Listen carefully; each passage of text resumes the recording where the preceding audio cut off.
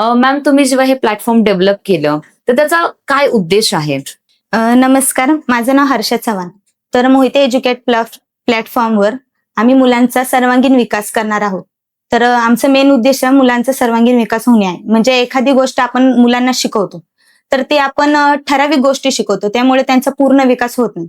म्हणजे एखाद्या मुलाला जर गणित चांगले येत असेल पण त्याचं जर इंग्लिश कच्चा असेल तर त्याचा सर्वांगीण विकास झाला असं नाही. तर त्यासाठी आम्ही या प्लॅटफॉर्मवर मुलांचं कौशल्य, शिक्षण कौशल्य, मुलांची कॉन्फिडन्स वाढवणार आहोत. मुलांमध्ये म्हणजे जे एका मुलाला सर्वांगीण विकासासाठी सगळं लागतं, म्हणजे शिक्षणाबरोबर त्यांचं कौशल्य पण महत्वाचं.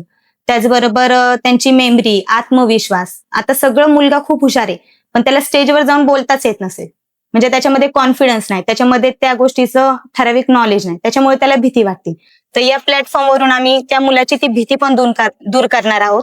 म्हणजे तो मुलगा छान बोलेल पण, त्याची मनातली भीती जाईल, परत त्याचबरोबर त्याचा पूर्ण सर्वांगीण विकास सुद्धा होईल. म्हणजे तो कुठल्याच गोष्टीत मागे राहणार नाही. वाव, खूप सुंदर मॅम. तुम्ही जे एक्सप्लेन केलं आणि तुम्ही जे सांगितलं की तुम्हाला मुलांमध्ये सर्वांगीण विकास करायचा, मला असं वाटतं खरं तरी खूप काळाची गरज आहे. पण बऱ्याच वेळा आपलं शिक्षण तर चालू असतं, पण शिक्षणासोबत जे आपण म्हणतो एक्स्ट्रा स्किल, जे तुम्हाला आयुष्यामध्ये तुमचं करिअर, तुम्हाला तुमच्यामध्ये आत्मविश्वास वाढवतात, ह्या गुणांमध्ये म्हणजे हे गुण आपल्या अंगी बाळगणं खूप गरजेचं आहे आणि तुम्ही तुमच्या या प्लॅटफॉर्म मधून ते शिकवता. पण मला हेही जाणून घ्यायला आवडेल की याच्यामध्ये तुम्ही कुठल्या कुठल्या टाईपचे कोर्सेस प्रोव्हाइड करता? याच्यामध्ये 16 प्रकारचे कोर्सेस आहेत.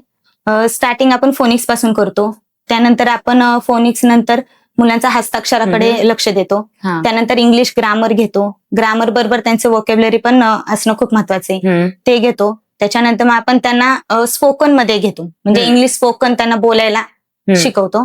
त्यानंतर मग आपण स्पोकन झाल्यानंतर आता शाळेचा म्हणजे जसं आता हे सगळं त्यांना स्टार्टिंगला आता वाचायला आलं, लिहायला आलं, अक्षर पण छान झालं.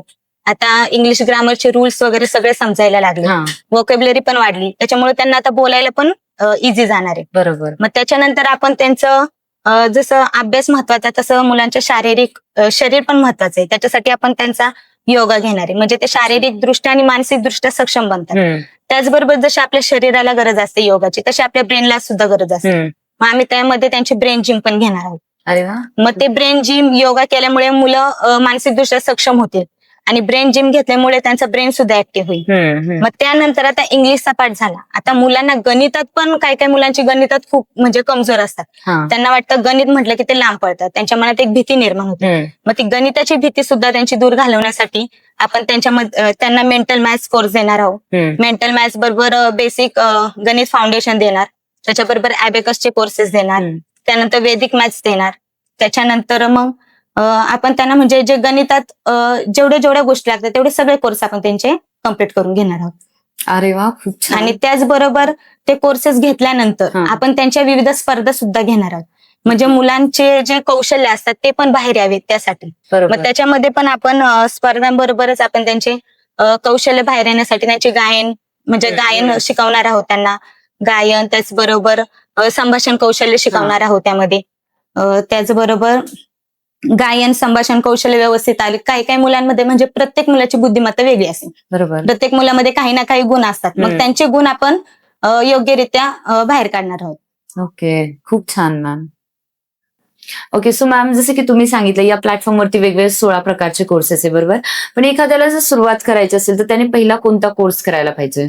स्टार्टिंगला आपण त्यांचा फोनिक्स क्लास घेतो, कारण की आजकाल आपण बघतो पर 6वीला 7वीला 8वीला मुलं गेली तरी त्यांना वाचायला प्रॉब्लेम आहे. अच्छा. मग वाचायला येत नसल्यामुळे त्यांच्या रिझल्टवर पण परिणाम होतो. म्हणजे त्यांना वाचताच येत नाही तर त्यांना पाठांतर पण करण्यास प्रॉब्लेम येतो आणि लिहिण्यामध्ये पण प्रॉब्लेम येतो. मग मुलं मार्क्सवर त्यांचा परिणाम होतो. मग आपण स्टार्टिंगला त्यांना फोनिक्स मध्ये A to Z साऊंड शिकवतो. साऊंड नंतर मग 2 वर्ड शिकवतो, ते व्यवस्थित वाचायला आले की 3 वर्ड शिकवतो.